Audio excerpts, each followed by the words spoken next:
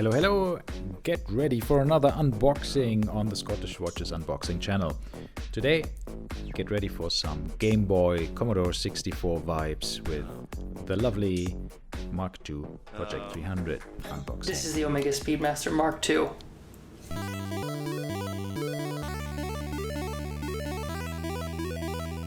So this is an unboxing, but in all honesty, I've owned this watch for about 2 years. I'm going to walk you through what you get with the watch and what that unboxing looks like, and then I will give you a quick review of my 2 years with the watch. So when you get your shipment from Omega, or you pick it up at the dealer, this is the way it comes. They might take all this off for you, but I bought mine online. So there's that big beautiful white Omega box.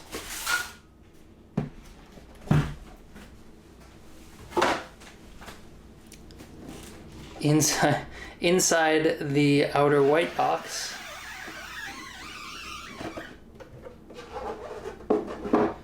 we have the classic overdone Omega watch box. I love it. Having it come in this beautiful package really amps up the experience. With this, it comes with the operating instructions, and no one will ever read this tome. It's thicker than the Bible. And then a service and warranty card holder. So,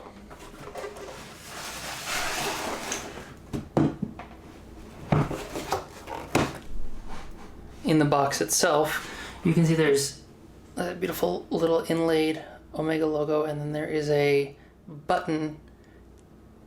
It says Omega, Swiss made since 1848. So you have to push that little button to release the top, and then you get this gorgeous presentation. That is the Mark II Speedmaster.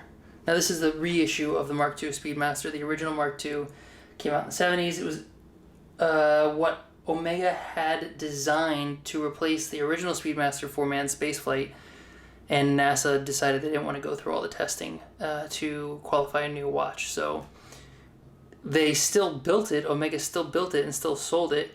This happens to be the racing dial version of it, which they also made in the 70s rather than the black dial. In current production, they make this one, they make the black dial, and they also make an Olympic dial, which has 3 gold rings around the sub-registers. So let's get it out of the box. They have a little hidden compartment here, and you get your warranty card, and then you get, I put all my tags in here, so the tags that came on the watch when I initially purchased it, a little bag to keep all this stuff in, branded Omega, and you get a pusher, and I'll show you what the silicone pusher is for in a moment. So let's get this out of the way. Beautiful, beautiful box. The standard for kind of entry-level luxury. I love this thing. People resell them for quite a bit online. So if you really just want the box, you can buy it. It's going to cost you about somewhere around $100, $150. Let's put all this away. So the watch itself, it is a 3-register chronograph. This, you can see I have worn it, like I said, for 2 years now. And so she shows her share of battle scars. I don't baby any of my watches, and this one is no exception. It's a thick watch. I'll throw the dimensions up on the screen for you here now, but it wears big, it is big, 42 diameter, plus some monstrous thickness, and a pretty thick clasp too. So you'll see 6 o'clock date, 30-minute counter here, 12-hour counter at the bottom, running seconds. tachymeter scale. Give it a little click. Great feedback. It's a column wheel chronograph. It is coaxial.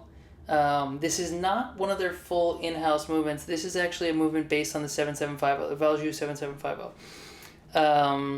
And so, although it's coaxial, it has been converted to function for coaxial. So that's the start. There's your stop. There's your reset. It's quick, it's crisp, it's beautiful. The orange is wonderful.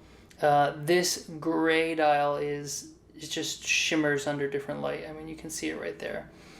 The registers are slightly recessed, and you can actually see that dish where the indices are on the inside of the register. So it dishes down, and then you've got those beautiful chronograph registers and sub-second. The tachymeter scale on this one is loomed, and so the way they do this is that the scale is printed on the underside of the sapphire crystal, then there's loom printed underneath that, and then there's this great orange ring, and so you can see the dial actually reaches underneath where you can't see, so the dial reaches underneath this tachymeter scale and touches that ring on the outside of the watch, and what that really does is you get these shimmers of orange along the outside of the dial. Now the original model had orange checkers along the outside. This one they got rid of the orange checkers, but they kept the little orange indices on the tachymeter, the second scale there. And I think that's a wonderful touch. They are not luminescent, but all of these printed indices along right next to them are. The hands glow as well. It does put on a show at night. I'll throw in a loom shot right here.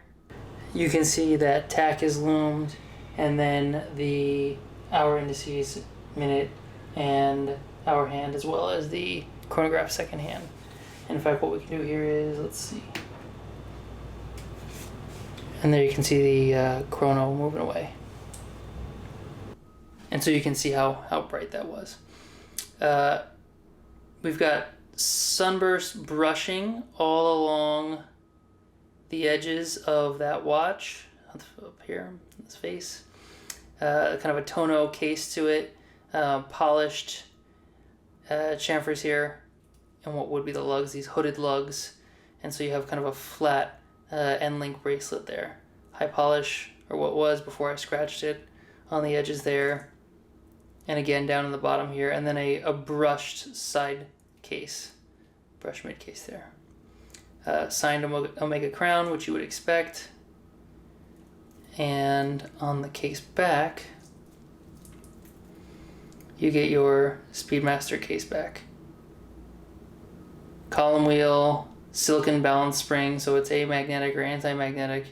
Mark II. This is embossed. It's really nice. And you'll see this on all of the Speedmasters with a steel case back, as well as the Seamasters. That is the hippocampus from the Seamaster. There is another party trick. Well, there's a party trick with this watch, and that is the bracelet. And they've been integrating this into many more Omega bracelets, but the bracelet, which is really nice, very comfortable, fully articulated on the clasp. So it's a double pusher clasp, so push both these buttons to deploy it. There you go. There's that middle clasp. Inside there, you see it says push. And so this is a quick micro adjustment for this watch. So you push that little piece there. It's a lot like the Rolex Glide Lock, except you don't have to unclick it. You do just push on this button, and it gives you a number of options. Like the Rolex Glide Lock, it doesn't move after you've done that, so you will need to take it off and push it again. Some quick adjust watches, what you'll do is you'll pull it all the way out, you'll put the watch back on, then you'll push it once you're wearing it to get it to right where it's comfortable. This doesn't do that. This is you set it and it's stuck there. It's set right to where it should be. As you can see, again, I don't baby this, so this has got quite a bit of desk wear on it. It is a thick clasp, and so if it's a thick watch to begin with. So if having a thick watch or a thick clasp is something that you're not comfortable with, you don't like, then this is definitely not the watch for you.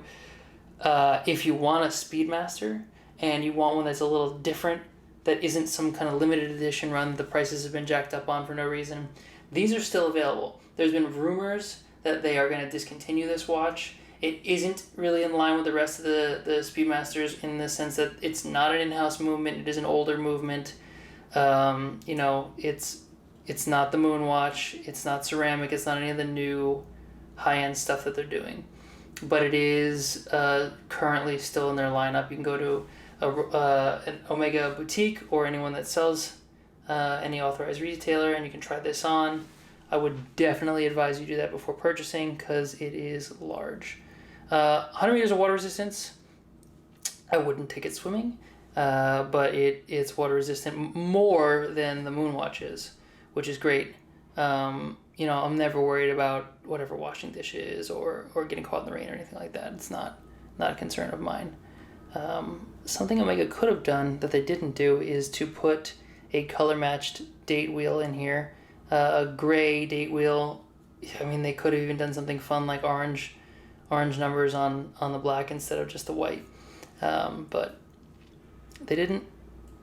High polished sides on that bracelet, brushed top links. It is one of my favorite watches. It is the first sort of high-end watch that I ever purchased for myself. And so let's do this. Let's get a wrist shot. So there it is on wrist. You can see it's a big watch. It's comfortable though. I think the tonneau shape, really makes it comfortable to wear.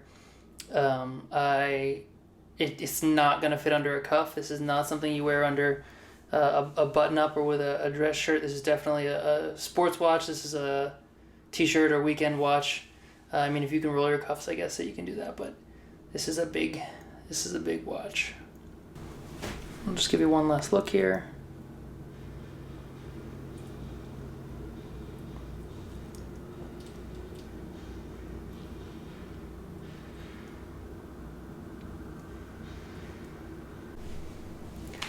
Let me know if you guys have any questions. Leave them in the comments and I'll get to them as quickly as possible.